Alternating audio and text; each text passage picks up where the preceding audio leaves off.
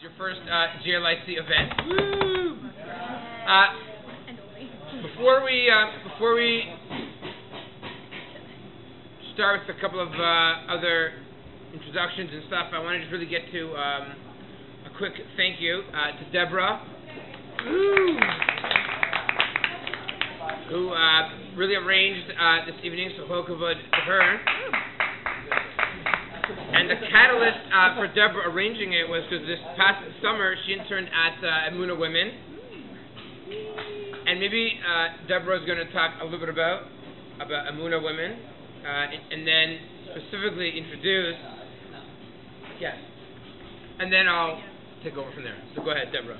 Okay, so this summer I was working in Emunah, and basically what Emunah does is they raise money. Emunah is an organization in Israel, and they have offices all over the world, and Toronto is one of the offices that works with Canada, like national Canada, and also just with Toronto, to raise money for different projects in Israel, like a children's village called Neve Michal, like different daycares throughout Israel. There's something called the Neve Sarah Herzog project, and so we raised money for that, and we just decided that tonight we wanted to co-sponsor with JLIC so that some university students could get to know a little bit about Emunah and maybe get involved. So I brought some flyers if you want to look at them, take whatever you want. And Yaakov is going to share his experience about Neve Michal with us. Thank you. As Deborah mentioned, Neve Michal is one of the projects that Emunah does, specifically with Toronto. It's one of Toronto's biggest projects. And over my past year in Israel, I had the opportunity to spend some time at Neve Michal. How many of you have been to Neve Michal? Oh, so, yeah, a good amount of you. I know, like, they get in touch with you and they encourage you to go there for some Shabbases, to run a Shabbaton with the kids. I did that too. It's like a great experience. So I'm just going to share a little bit about my experiences and what I've learned from my time at Neve Michal. So, if you guys are familiar with the layout, they have a few houses on this children's village, and it's for children that have no parents, or orphan children, and children from broken homes that need a place to go where they could have a warm family environment. And so the way it's laid out is that you have many different houses with these kids, and there are these couples that volunteer at Neve Michal to kind of be the parents of these kids. So you have like about a dozen kids living in one house with a couple that volunteers for them. And the first time I went there was for a Shabbos in the beginning of the year with some guys from some like Orchaim alumni. And what I was amazed by when I was first there was by the kind of family feel that I got there. I really felt like it was one big family, because it can be easy for institutions like this to kind of be cold places with just a few kids, but it really felt like a family. Like, you have these couples that really care for the kids like they're their own children, and you have the kids that are there that they act like siblings to one another, and they're from different families. Some come in together from certain families, but they really, you feel this brotherly bond that they share, and that's really what's important for these kids. It's not just important for them to have friends, but they also need to have siblings, because that's what they're missing. Another thing I noticed was that Neve Michal really helps these kids develop maturity, specifically through responsibility. When I was there, I saw the kids helping out. They were cleaning up. They acted as if they were the hosts. They were asking us, do you want anything? You know, can we bring you anything? And through this responsibility, they were able to gain maturity. They also, you would see the older kids taking care of the younger kids as if they were their siblings. So they're able to develop maturity. And also, what Neve Michal does is that they really provide a religious environment for these kids, which is very important, especially for kids in these situations. I mean, some of you were there for Shabbases. You saw what it was like. They all go to shul, and they sing Zmirot, and, you know, the rabbi comes to visit them, and it just creates this very nice religious atmosphere for the kids. One really cool thing that I noticed at Neve Michal was during my second trip. I went back one time during the week, and I was trying to arrange a joint Hakotel Neve Michal project. And when I was there, it was during the week, I was able to visit the school and see it run with all the kids there, because some kids actually live at home and they come for the school. And on this, apparently every Thursday, members of the Israeli Philharmonic come to the school and teach the kids how to play musical instruments. And then, every once in a while, these kids get together and do performances for schools all across Israel. And it was really, I was amazed by the talent that I saw with these kids and the amount of time and effort these, members of the Philharmonic spent with these kids. It's just, I think it's amazing how Neve Michal put in all the effort to make sure that those kids, reached or came closer to their potential. That really blew me away. And throughout both visits, I really felt the happy, healthy, encouraging, and supportive environments at all levels. And if you have the administration that puts a lot of time and effort to create this fun and inclusive programming and this kind of community, you would have the staff and the couples treating the kids like their own children. And even at the level of the kids, you would see them treating each other like brother and sister and creating that environment. And it kind of makes me think about all the things that go into our development and to make sure, we're brought up in a healthy way. I mean, you have the whole family aspect, the religious aspect, encouragement to reach our potential, and, just the warm environment that we're put in that are just so crucial. And it just makes me, take a step back and appreciate what we've been given. And it really amazes me how Neve Michal is able to provide these kids with these things, to kids who need them most. So that was my experiences, and that's what I learned from Neve Michal. It's a really great place. And if you haven't been there, then maybe on your next trip to Israel, you might want to check it out. It's a really, really special place. Thank you. Amazing. Wow. Thank you very much, Yaakov. How many weekends did you spend there last year? No, I spent one Shabbos, and one day during the week. Okay. And we have plans maybe to go back to Israel for winter break. Yes, maybe. Have plans. Actually, I will challenge all of you right now, in the last few days of August, if anyone in this room wants to go back to yeshiva or seminary in May or June, I will help sponsor your trip. Right? We've been doing it for the past 4 years. You can win a scholarship up to $500 to go back to your seminary, or to yeshiva, or to somewhere else if you really want to. Though we kind of encourage you to go back to the same place because to start new doesn't always make sense. But leave that up to you. If you spend 30 days or more learning again, we will help you. So already make plans. Book your ticket now while they're still cheap or relatively cheap. So there you go. Make that commitment. As you will learn, the university academic year is very short. By this time in April, you'll be long finished exams. So it's pretty amazing. Okay, thank you so much. Wonderful. I just want to very, very briefly, before we actually start, I want to explain in like 2 minutes. So JLSE is the Jewish Learning Initiative on campus. Those of you who are new to Toronto or new to the university scene, you might have friends in other campuses in the United States, whether it's Penn or Maryland or Brandeis or Yale or Princeton or UCLA, NYU, Brooklyn, Queens. I don't know, and a bunch of other ones as well. What happened was that OU about 14 years ago, decided a lot of your parents invested a tremendous amount of money in day school education. And then you come to university campus, and then what happens? So what the OU decided was they were going to place a rabbi and a rebbitzin onto various university campuses to help work primarily, but not exclusively, with the Orthodox, with the traditional community. So we started here in Toronto. This is my 6th year after being out of Orchaim and Opana. And my wife and I, we don't live on campus because no one lives on campus. So we live in the community, really work with the community. So although I find myself generally at York University most days of the week, a little bit at Ryerson and U of T. This year will be on Thursdays, so those that are downtown. At the end of the day, because we're a community campus, we do many, many programs, probably far more programs off campus, like in Thornhill, than we do on campus. So someone's mentioned they're going to be at Seneca. So it's true, the women's lunch and learn, or the guest speaker, or the balaf that they might be having on campus, you're not going to make, but at the second cup on a Tuesday night, that's not going to be a problem. Or when we have a Shabbaton, or we have a where the case may be, you'll be around for that. And I will apologize, we're a little bit Thornhill-centric, kind of because of me. So I do apologize if you do not live in Thornhill, but you can make the trek often if you'd like.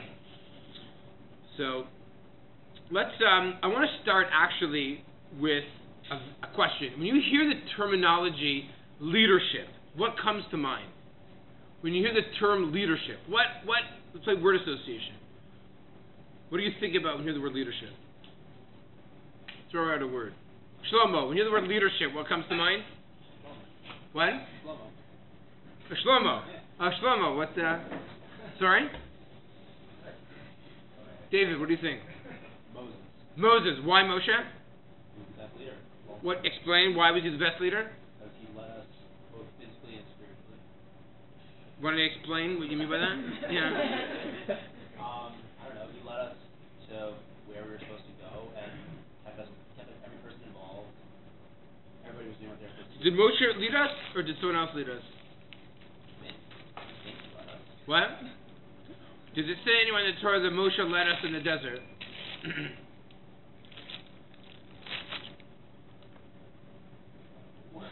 That's funny. It actually never says that Moshe led us in the desert.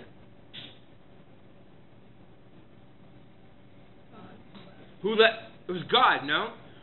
Okay, so God is a good leader. That's good to know, by the way. But I do agree with you. Actually, that Moshe is an excellent leader. You know what makes Moshe an excellent leader? What quality do you think is the most important quality of leadership? Sorry? Charisma. Why do you think charisma? Like all the great leaders that we learn about. All the great leaders, yeah. Was Moshe a great leader? Yeah. Was Moshe charismatic? No. How do you know Moshe wasn't charismatic? Because he couldn't talk. Isn't that amazing? Everyone knows the Midrash. You learned when you were 4. Right? With the whole kool and the jewels. Can you believe it? The great leader Moshe Rabbeinu, according to some Rishonim, was the Kvod Pei, couldn't even speak. Who spoke instead? Aaron. Moshe, Aaron achicha yeh niviyecha. What does God tell Moshe by the Sinai? What does Moshe say? Kvod Pei, I can't speak. God, that's not a problem. Can you believe it? You don't even need to speak to be a leader. Wait a second, what's going on here? So how counterintuitive is that? We have to reanalyze things, ladies and gentlemen. We have to reevaluate things that we assume are so obvious. That's the beauty of the stage in life that you're at. Let's take everything you've learned and let's put it under a magnifying glass. Let's reevaluate certain things that we assume are granted. Everyone says, a leader, charismatic. Look at the way Greenberg speaks. Right? Well, what? It's wrong. It's a total facade. We get mixed up. We think we know what leadership is. We think it's the person that can be charismatic. That's totally 100% incorrect. And we just proved it by Moshe. Prove it by somebody else. Who else is a great leader, wasn't necessarily a great orator or a great speaker? Anyone know another great leader? Or a great leader that was a great speaker? It's also possible. King George, or whatever his name was. From the King's Speech. From the King's Speech. Okay, good. Right. Okay. You want to explain what you mean by that? He was able to lead his nation through war, and he couldn't even speak. Right. Now, do you think, by the way, a leader that could speak? Who was known to be a powerful orator? Anybody know? Can you think of someone? Hitler actually was a very strong orator. Yeah, okay, correct. So I want to say the following. You can tell me that I'm crazy, which is fine. People say it all the time. I actually want to say that if you want to be a real, true leader, for sure a Jewish leader, you actually have to reconsider a lot of the character traits that we often take for granted. And I would like to argue there actually is only one fundamental character trait that you need to be a good leader. I'll give you an example. People think, what do you think of when you think of a leader? What's a leader? Right? Follow me. That's why you use examples in the desert, right? Follow me, guys, this way. Right? Follow me in the desert. No, make it right. Or a leader says, I have an idea. And I want to share my idea with you. So the question is, if we're here tonight, and we want to talk about leadership. You're all what, 19, 20, 21? Nothing personal, people. What do you know about life? What do I know about life? I'm not even 40 yet. Not yet. Right? Someone told me today I looked like, they thought, I thought you were in your mid-40s. I'm like, what are you? Gray hair, it happens. And balding doesn't hurt either. So when we talk about leadership, if it's all about I have an idea, I want to impose my idea on you, you have it all wrong. Because not what leadership is about at all. And if leadership is about that I know, so we have to say, what do you really know? When do you ever know? And why should you lead? Have you mastered all there is to know about Torah? Maybe only that type of person should be a leader. I don't want a person who just knows a little bit. I want a master of Torah. Go for it. Who can be a leader here? Not me. So what is character of leadership? And how is it possible we can all be leaders? Because it's all based on knowledge or charisma, or the way we speak, or the way we look, or how much money we have. Well, then none of us can be a leader. So leadership is much more than that. And we want to try and guess, or not guess, educated guess.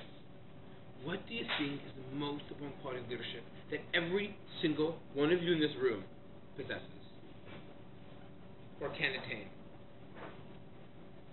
Yes? Goal. Sorry?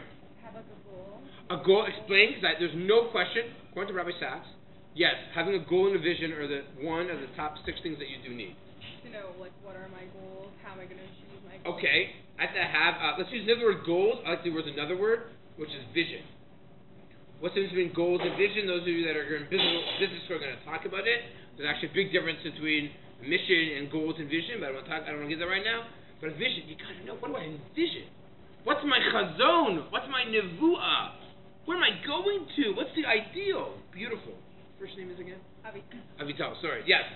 Leadership isn't about like telling people like do X, Y, and Z. It's doing the best that you can with what you have and leading by that example. It doesn't mean that you are the best at what you do. It just means that you are doing your utmost to be what you're supposed to be. Well, so I think Ariel has a very important point. You got to know who you are. That is fundamental about proper Jewish. Who am I? What am I? What am I talented in?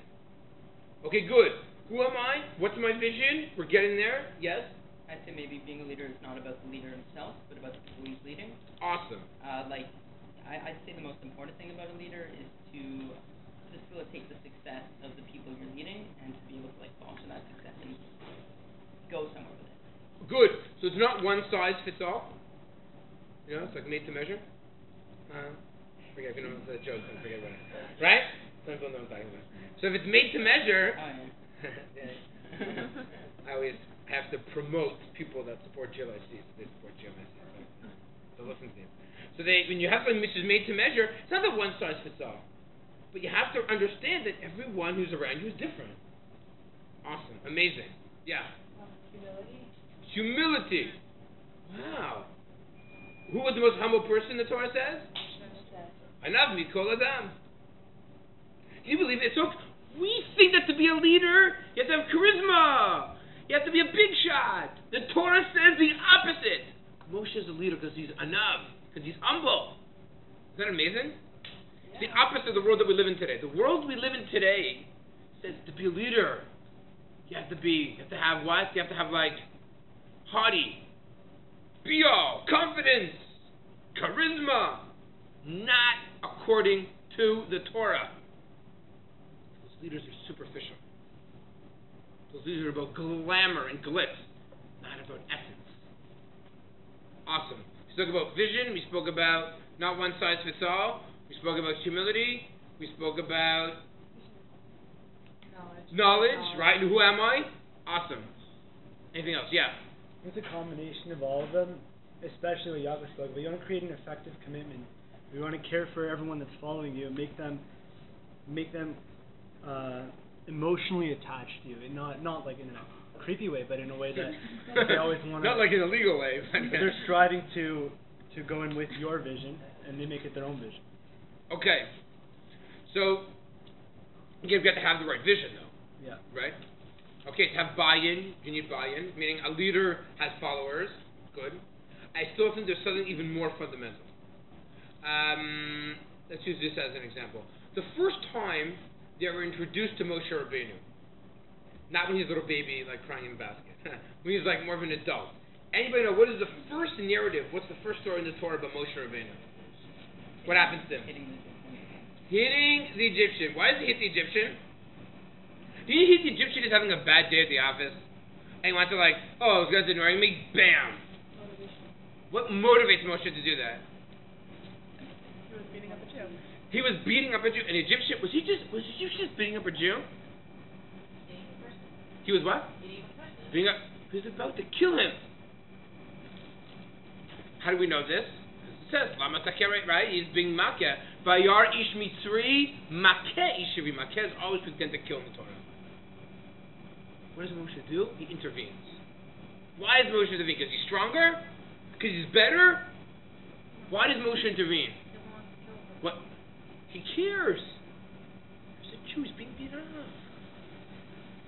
What's the next narrative? What's the next episode? Moshe runs away, right? What's the next, before he runs away? What's the next scene? What does he see? Not Jew versus Egyptian. What does he see? Two Jews. What does he do to one Jew, he says? What's the language? Anybody know? Lama Rasha. Lama Takerayacha. What are you doing? Lama Takerayacha.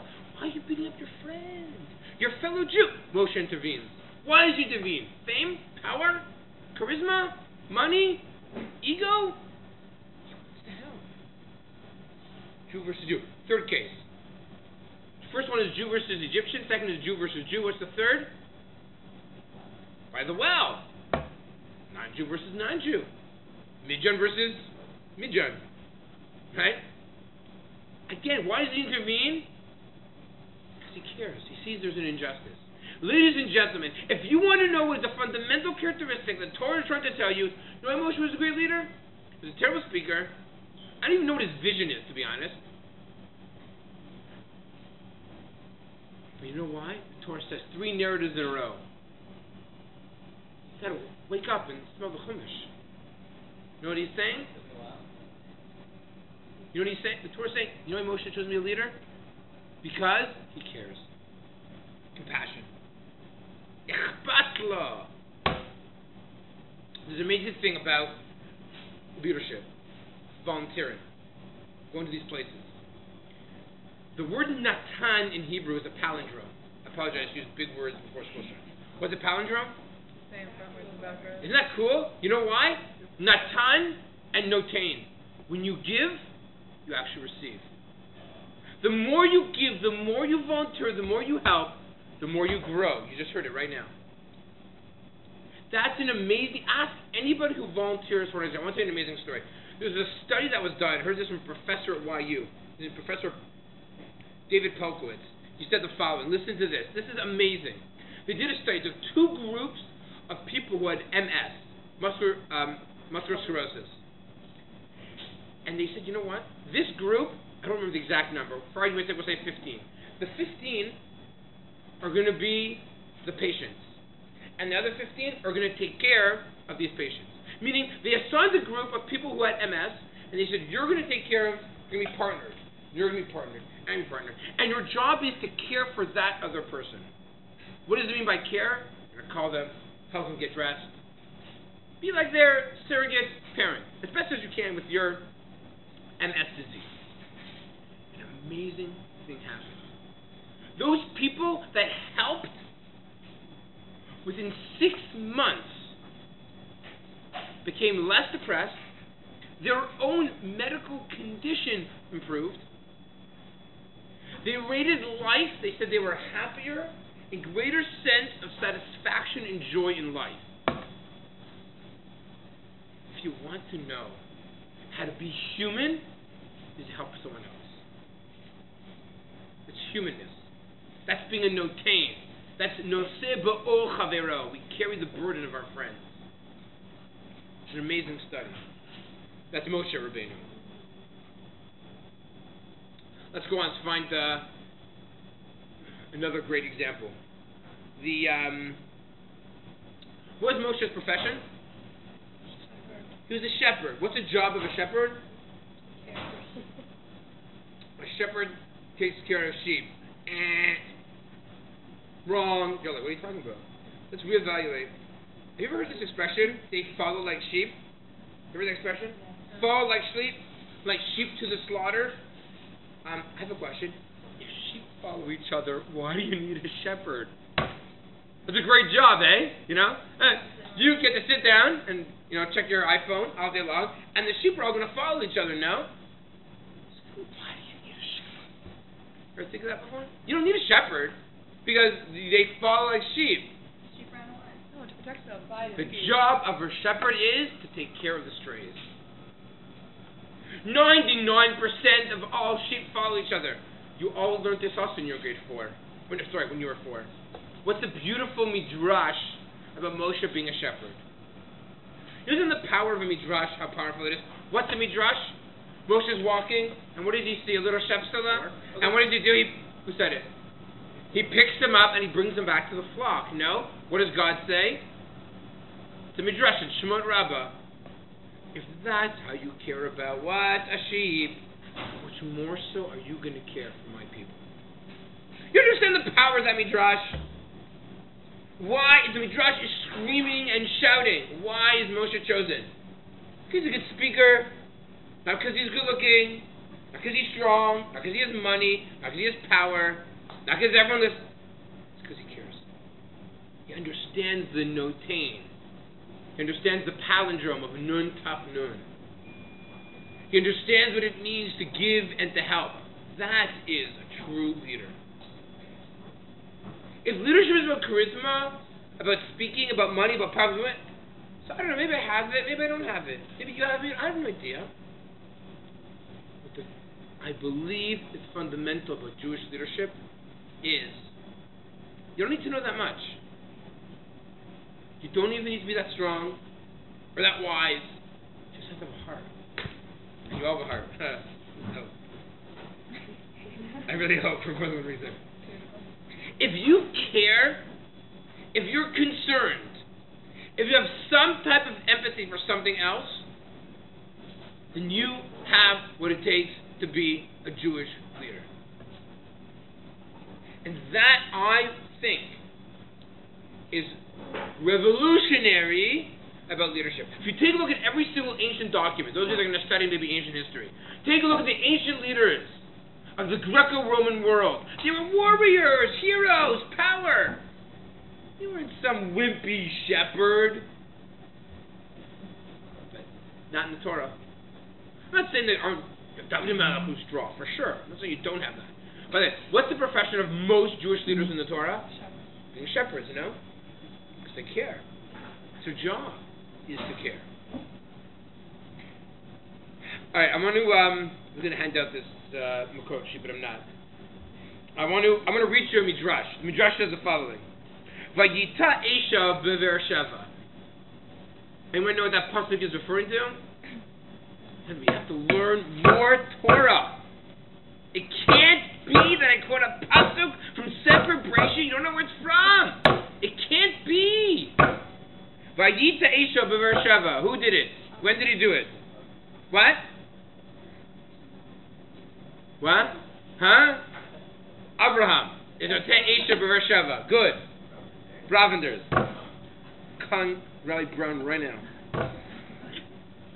Esha. What does Esha stand for? Good. Ochel. Shtia and you know it. Leina. Shlo. Levia. Leina. Levia. There's two different versions. Good. When it says that Avraham planted in Esha, the pshat is he planted a tree. Comes on the midrash and says no. He didn't just plant a tree, he planted a hospitality home in order to provide people with food, shelter, etc. What is the essence of Avraham Avinu? Avraham is Ish Chesed. Beautiful. Ish Chesed. Now, the midrash goes on and quotes both opinions. Esha, the acronym that we said, and it quotes a tree. Now the midrash has a... You understand, you got to take a midrash seriously, not literally. It's not my line, it's from Rabbi Menachem. Maybe we'll have this year. Listen to this. Anybody hear of the Briach HaTichon? Anybody know what the Briach HaTichon is in the Mishkan? No, this is more common. The Briach HaTichon was the middle beam that stood to hold all the Krashim up. Right? It was like the, what's like a good English word for it? It's like a support beam. Okay, let's call it a support beam. Support beam. Okay? And if you didn't have that, it'd be wobbly, it'd fall over. So they had a Briach HaTichon. So they wondered, where'd they get this Briach HaTichon from? Listen to me, Midrash. Yaakov Avinu herdu leMitzrayim k'she'arad l'sham. Yaakov was out to Mitzrayim, and what does he do? He takes the Eshel that Avraham built. Look at this beautiful idea here. He takes the Eshel, Achila, Shtiyah, Leviyah. He transplants them on the way down to Mitzrayim, so that Bnei Yisrael will be able to use these trees as the backbone of the Mishkan. What's the message? Beautiful. What's the essence of the Mishkan? The essence of the Mishkan is building an Eshel. The Briach HaTichon is Avraham Avinu. The Briach HaTichon is the support beam of Achilah, Shtiyah, and Leviyah. That is the center of the Mishkan. That will keep the Mishkan up. That will ensure the Mishkan will not crumble. So, the Midrash that I'm reading from goes back to Avraham and says, Avraham Avinu noten lahem lechem ubasar v'yayin l'chov l'ishtot. Avraham provided people with food, l'chaim. And what do you do afterwards? Zachar she'achlu v'shatu Avraham omer lahem baruchu l'Elohei olam shachalta mishalo. Blessed, thank God, show hakrat tov, that you ate from his sustenance. Hayu omrim ein anu mevarchim elo otcha. If we want to thank you, Avraham, we want to thank you, Moshe. No. Avraham, pay me. Of course, they said we don't want to pay you. So they said, okay, recognize God. Right, the end there is to understand exactly what Avraham is doing. But the essence of the Midrash is beautiful. It shows that the backbone of the Mishkan is this Eshel. That's the Briach HaTichon. That's caring. That's being the notain, that's giving, that's growing. An amazing, amazing, amazing Midrash. It's so powerful. There are 2 times in the Torah, this is a great one, this is a hard question. Let's see, this separates the men from the mice, the women from the mice. Anyone on the Torah, the only 2 places where it uses the expression, lo tov. Anyone know the 2 places in the Torah where it says lo tov? This is very difficult. One in Bereshit. One in Bereshit. Where in Bereshit? You did this right? The $5 gift card to Second Cup. You get both of them. I only know one. What's the first one that you know? The first one is in Bereshit. After Hashem created the world first, he says it was Lo Tov. That's a hard one. Go to the judges for that one. That's Tov. A little bit, but that's Tov and Tov Ma'od. Yeah. It does actually, but when? Lo Tov. Oh yeah, Adam Levado. Here's Adam Levado. Esodo Ezer Kenegdo. It's not good for man to be alone. He's an Ezer Kenegdo. Studies have actually shown that, do you know who is most found in jail from any other single men? Age 18 to 35 represent 70% of the perform all major criminal acts in the world. That's why men need to get married. Why women want to marry them? I'm not quite sure, but that's what studies have shown. It is actually, a man is more likely to earn more money and keep a job if he's married than if he goes to graduate school. True fact. It's from book Men and Marriage. It's not for me. But that's not our topic. Good. Lo Tov is man recognizing that he is alone. Do you know why? Humans can't be alone. We need to be in groups and to connect with other people. Other place in the Torah that says Lo Tov. This is very difficult. Mr. Gemara. Excellent. Wow. Amazing. Very good. What did he say? Very good. Excellent. You can't judge alone, Moshe. You need to create a whole judicial system. Fantastic. Okay. That's why I owe anyone a $5 gift card. I think I should give it to Danielle. You think so? Or is that fair with Ariel? I don't know. Ariel? Avital. Sorry, Avital. I don't know. You got one, you got the other, split it, Really fun. maybe. Do it. I will figure it out. I'll give to both. $10. $10 to both. I have it in my card. We do on Tuesdays, starting not next week, the week after. The other guys, I send out a Tuesday Torah texting challenge to everybody on my text list, which is about 300 people, and it's a question usually dealing with monetary issues. And whoever answers it, most correct answer actually wins a gift card. It's fun. It's a good competition. I try to send it out around 8:30 in the morning. It's the second cup. I support second cup. Only kosher second cup around. And he's my neighbor. I grew up with Ezra, so we try to support him as best as we can. So, it's interesting. The only two places in Torah that it says lo tov. Moshe, you can't do it alone. Man, Adam, you can't be alone. Ladies and gentlemen, you cannot go through life being alone. You can't just look out for yourself. The Torah is saying, if you want to understand the essence of not good, it's the person who's in it for I, me, moi, and just ani. If you want to understand what it means for goodness, if lo tov is doing it on your own, then of course, tov is trying to share with others. Reach out to others, grow with others, help others. You, in fact, become better because of it. That's the palindrome of the Natan.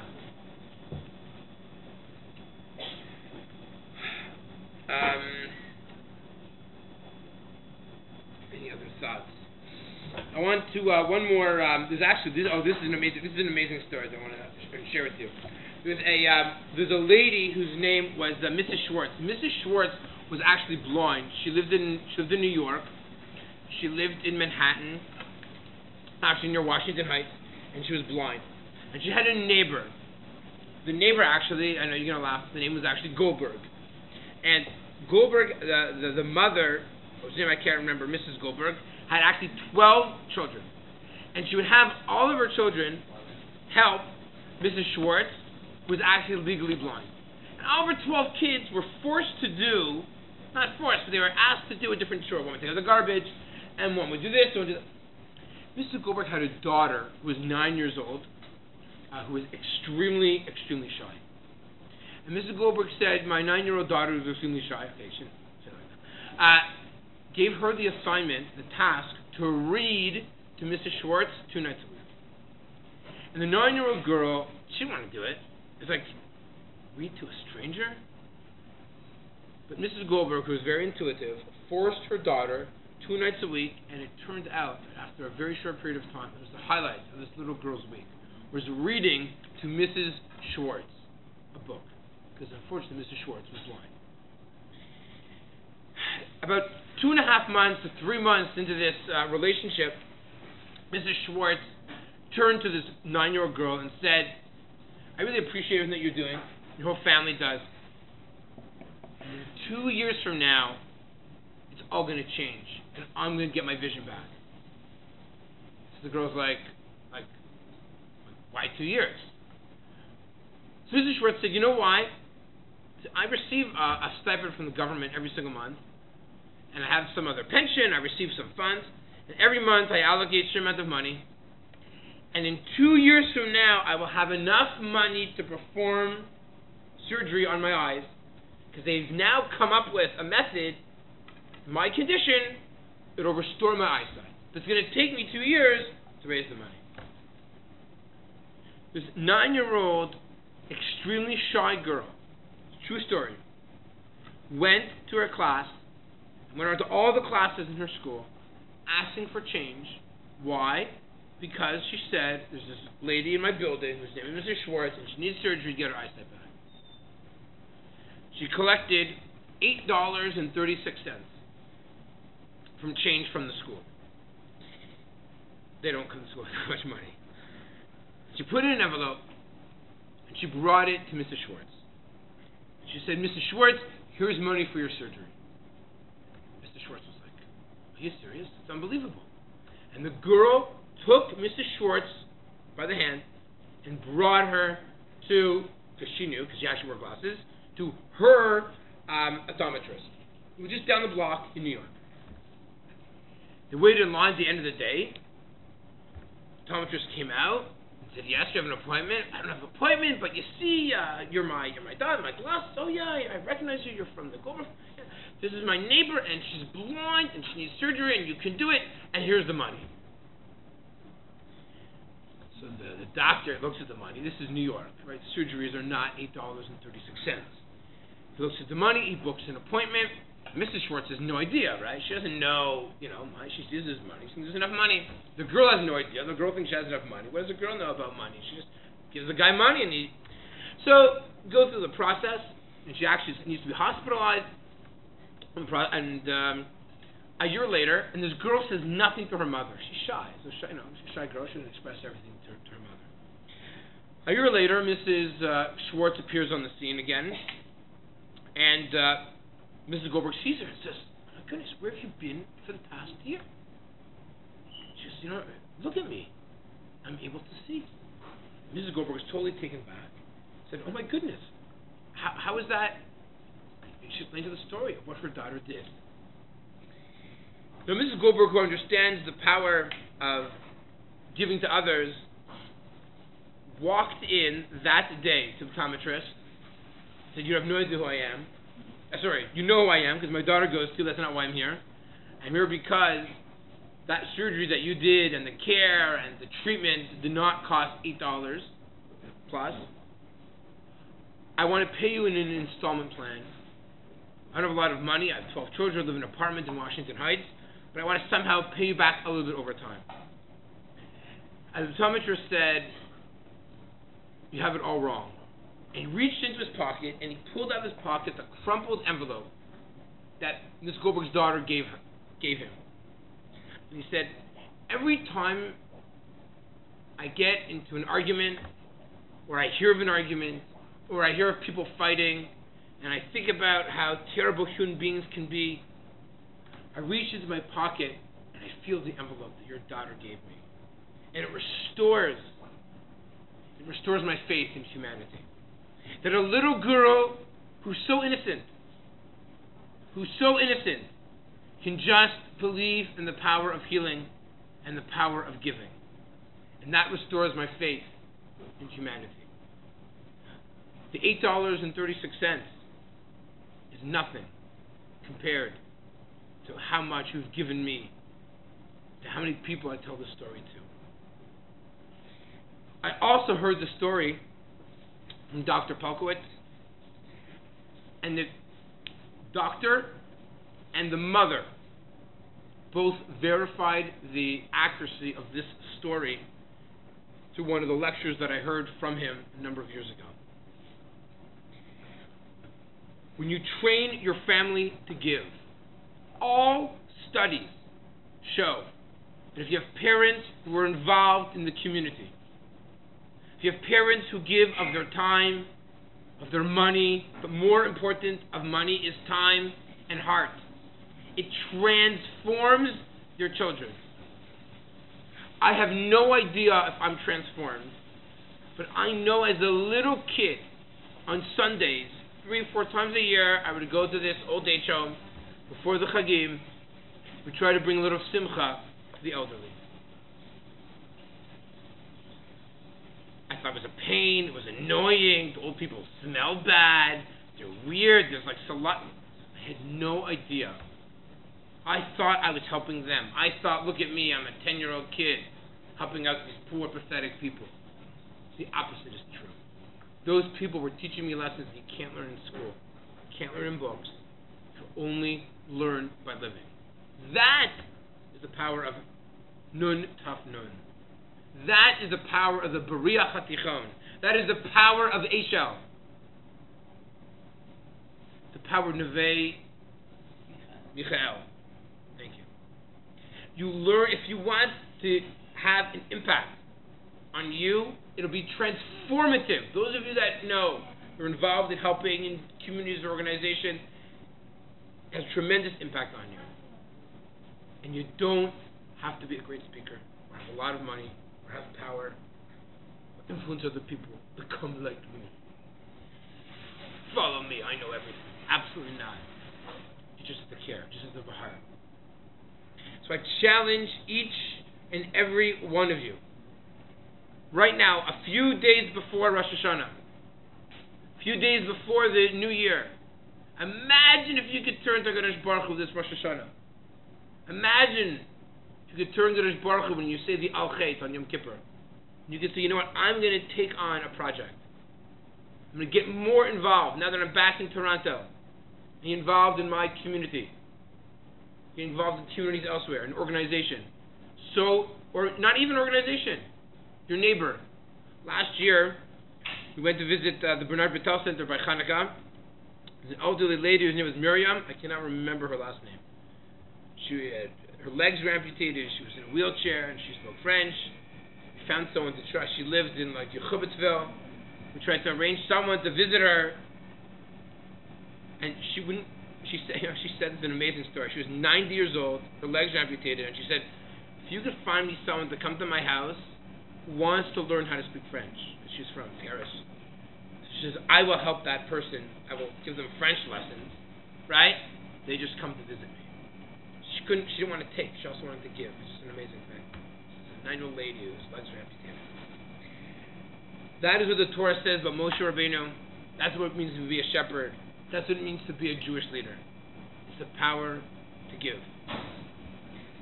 So my bracha to all of you is that you'll be able to figure out who you're going to give to, when you're going to give, how you're going to give, but you got to give. And the more you give, believe it or not, the more you take, the more you become, the more you grow, the more you become not lo tov, the more you become tov, the more you become human, and the more you become ultimately a better person. And if everyone has that mindset, Mashiach will be here tomorrow. I don't doubt it for one second. So hopefully we'll be able to find that, or many things we'll be able to give this year in various people and organizations, and we'll make the world just a little more of a better place. I want to thank again Deborah. I want to thank Yaakov. I want to thank all of you for coming on your last couple nights before vacation. Come out here tonight. Hopefully you enjoyed. Those are the first year ladies. Hopefully we'll see you at our house this Friday night. If you haven't reserved yet, please email my wife that you're coming. If you're not sure if you're coming, if you don't live in Thornhill, maybe make arrangements to come to Thornhill for Shabbat. If not, we'll get you another time. Just two more quick commercials as well. This Motzei Shabbat, we're doing something we've never done before. I'm sure it'll be a lot of fun. We're going to have a pre-Slichot Kumzitz in the Chuppah garden of the Bayit. Last check, the weather is going to be nice, so come on out. We're going to have a Kumzitz, some marshmallows, have a fire pit. That'll be at around 11:30 p.m. Slichot are at 1 a.m. at the Bayit. Then the following week on Sunday, the night before school for most of you, that Sunday, which is Tzum Gedaliah to Nivcha. We're doing this for a number of years there. We're going to have a break fast. I don't remember the exact time. I think Mincha was at 6:45. That's what I wrote down in the flyer. That's at the Bayit in the Geruda Beis Medrash. We'll have Mincha. I'll have a shir by Rabbi Churchiner from the YU Kollel, and then we'll have Marav, and we'll have dinner. It'll be dairy. Don't worry. Some people I don't understand. Don't eat meat or something after a fast. I can't fathom that. Even 3 days after eating meat, I can't fathom not eating. But whatever, fine. Women have prevailed and have bagels or something. And take a look at the emails. We have a lot of exciting things going on. The first week of school, every single day at York, I apologize, every single day we have lunch. Wednesday it's a lunch and learn. Thursday we do a huge communal tashlich by the pond. Get involved, coming out. Simchat Torah, we're already planning. We're switching it to the Bayit this year. We're going to have a big dinner and a kappa. Last year, about 150, 160 people. Our goal is to hit 200 this year. And for those of you, again, in Thornhill, join us every single Shabbat and Chag at our minyan, the JLIC Young Adult Minyan. We need more people, especially women. So don't worry, you can come late. We have a kiddush afterwards. I speak afterwards. And it's really a lot of fun. And we look forward to seeing a lot of you even more as the year progresses. And the shir schedule will also be posted. And one more commercial, then I'm really going to stop. And that is, if there's a few of you that are interested in learning at a specific time, so I encourage people to just join with a couple friends, and then send me an email saying, hey Rabbi, what are you doing at 3 o'clock on Tuesday or Monday or Wednesday? I'm more than happy to learn with you individually. I will be giving a couple of more communal shiurim on campus The only one that's really set now is 11:30 a.m. for women only at York. Everything else is still in flux until kind of the year settles. Probably nothing's really going to be settled that much until after Chagim. But for Chavrut time, I'm totally open. So book now and grab a couple friends. And those of you that are at Ryerson or at U of T, I will be at Ryerson U of T on Thursdays. Unfortunately, only after Chagim. Thank you again. I've spoken way too much. Have a Shabbat Shalom. It's already Wednesday, Tuesday, which is Wednesday, what I meant to say. I already wish you Shabbat Shalom, because it's already Wednesday. And Shana Tova, Tiva, Chatzima Tova, and Batzachata. Thank you.